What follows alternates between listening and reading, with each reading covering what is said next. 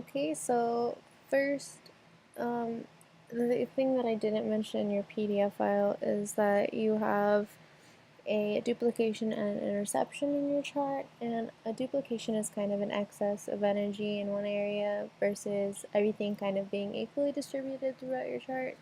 And then an interception is a lack of energy in a particular area. Like this could mean struggling with these things or these houses or having just an overall misunderstanding of what goes into these houses or situations. And so over here we have your house 11 in Capricorn, and then we have in 5th house we have your Cancer um, sign, and those are both duplicated energies. So this is kind of indicative of being really family oriented, being very friends and family oriented, big group settings. Also, notable mentions are you have Mars in duplicated energy, which is really positive because it's a sense of drive and motivation and aspirations. You're kind of someone that is very action oriented, and you definitely will execute the plans and goals that you have for yourself. You're not really afraid to do them. Nothing really stops you there.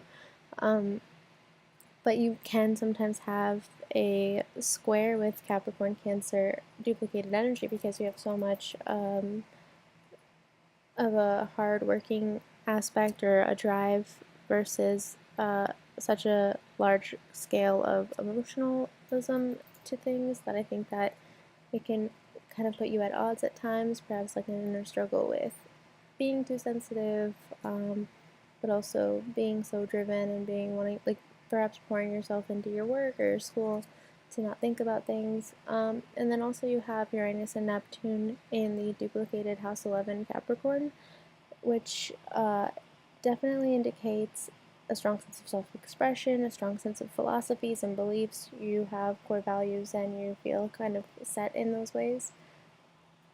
And then over here where your intercepted energy is trying to find it. Okay, it's in Pisces and Virgo.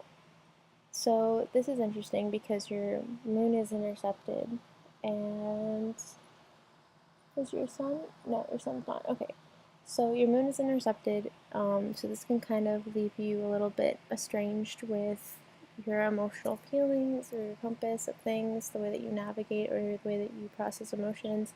There is somewhat of a disconnect. You probably struggle with these things, and also your 7th house and 1st house being, wait, 7th, yeah, first house being intercepted is a sense of a lack of probably intimacy in relationships. Maybe you're kind of guarded or emotionally disconnected in a way. And then your 1st house is sense of expression and identity also kind of being compromised here. There's a lot of struggle with this, a sense of not always knowing what you want to do, or always like maybe being easily influenced or swayed by like people around you.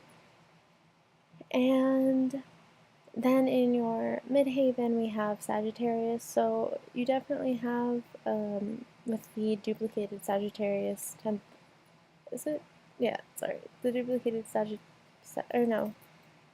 That's it. Oh, okay. I'm sorry. See, it looks like a duplication, but if you look closely, the cutoff is right here. So this is your duplicated house. These two little arrows within house 11. So, anyways, your midhaven in Sagittarius leaves you very philosophical, very a good public speaker. Your Mercury is how you communicate, which is in Pisces, and that's a very creative, imaginative way of speaking. Also very precise and analytical at times. And so you have a strong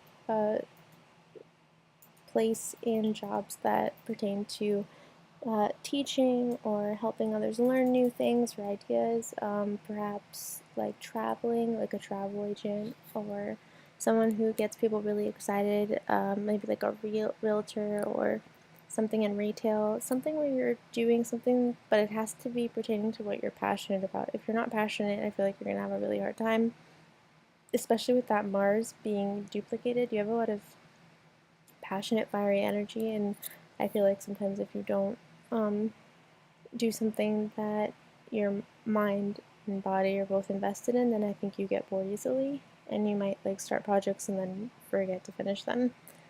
And then you have your node.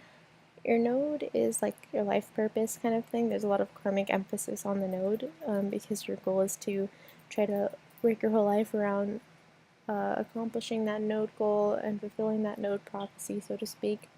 And your node is in the 10th house, so perhaps struggle with being bound by family, being like emotionally hindered or kind of trapped with familial obligations when you really need to like learn how to stand on your own 2 feet and kind of stray away from um, feeling like you can't really do what you want to do. You're trying to like please others, maybe like become successful so that your family's happy with your success, but not really doing something that you're happy, you're passionate about. So definitely just make sure you're doing something that is focused around what you want. And then we have your Venus is in Aries retrograde. So this is an interesting one because it's kind of, I feel like people with Venus retrograde placements can often feel like they're giving their all in situations or circumstances, but they can actually come off a little bit cool or detached, and sometimes their significant others often feel like they're not giving a lot in terms of like expressing like their emotions or their feelings. It can kind of feel stifled, and I think a natural Venus and Aries placement would be more like reckless and passionate and maybe into serial dating, but a retrograde Venus placement is more introverted and considerate and probably only wants to do anything if it's long term, something where you're invested in for the long haul. You don't like to waste your time on something that's not gonna do anything for you or last. So that's your Venus. And then your Venus is also in your first house, which kind of rules over your whole sense of being. Your Juno is in Cancer, so you need like a very sensitive, someone who's very compassionate and nurturing for you. You want like a relationship where it's very serious and long term. You don't want like a casual fling or anything like that. And yeah, these are just overall some notes that I'm touching on. Um, and I will write you more about Lilith in Twitter DMs, but thank you so much. This concludes our audio reading, and yeah, just don't forget that you have questions that you can still ask me for like a month or so. I'm sure like but you can still ask me whatever you want after that, but just so uh, feel free to ask me whatever, whenever. And yeah, thank you so much.